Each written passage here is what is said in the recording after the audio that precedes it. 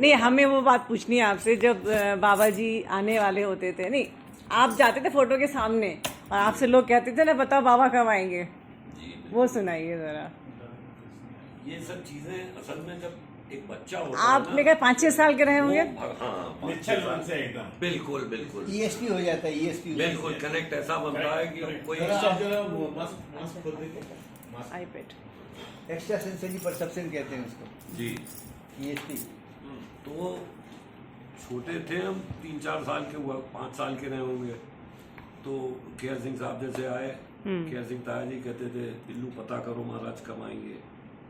तो वो चित्र लेकर के मैं महाराज का जाता था और जा कर के एक कमरे में सुकून में ले जा कर के उसको महाराज से पूछता था बाबा जी कब आ रहे हैं आप।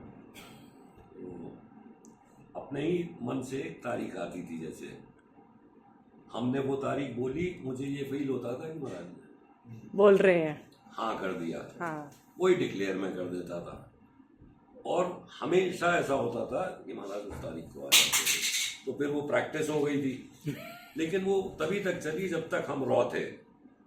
फिर धीरे धीरे सांसारिक चीजों में जैसे जैसे जब तक जमाने की समझ नहीं आई थी, हाँ, जब तक है ना, समझ नहीं थी तब तो तक अबोध जैसे बालक जब होता है, देखो ऐसा है ना, वो जो बच्चा होता है वो निश्चल होता है बिल्कुल बिल्कुल और वो विकार नहीं होते उसमें। बिल्कुल बिल्कुल जब विकार आते हैं तो फिर मैं फलाने का पुत्र हूँ, मैं फलाने का वो हूँ, मैं फलाने का वो हूँ, फिर विकार आ जाते हैं।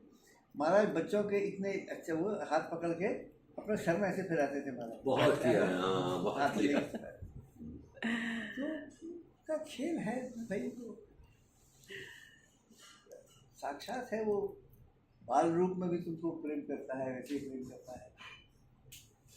एक दिन मैं ट्रेन से आ रहा था तो कुछ कलकत्ते के सेठ लोग थे, अच्छा ये पोस्ट महाराज कह रहा हूँ, अच्छा कलकत्ते के सेठ लोग थे। गाड़ी लेट हो गई इत्तेफाक से, वो कोहरा लगता है ना जाड़ों में, काफ़ी देर हो गई।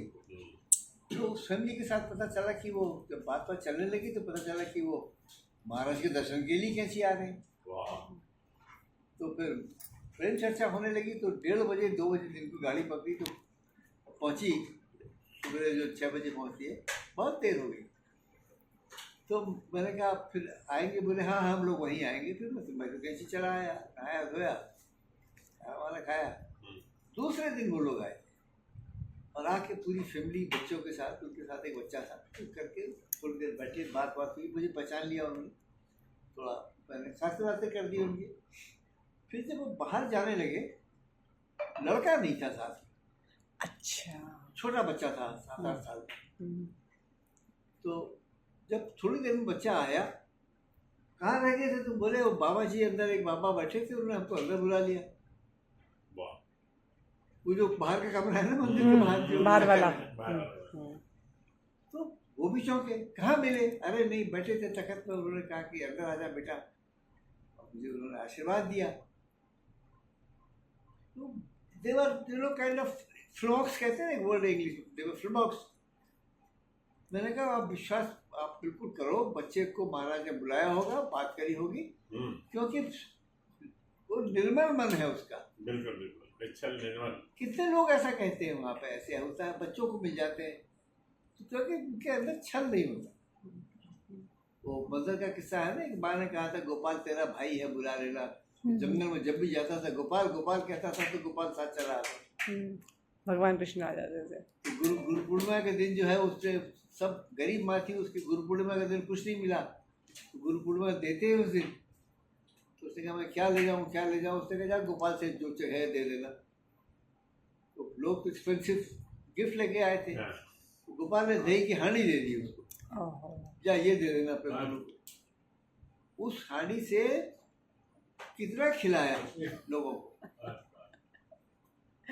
नहीं खत्म हुई दही, बड़ा मीठा दही, अद्भुत दही, गोपाल के हाथ का दही था।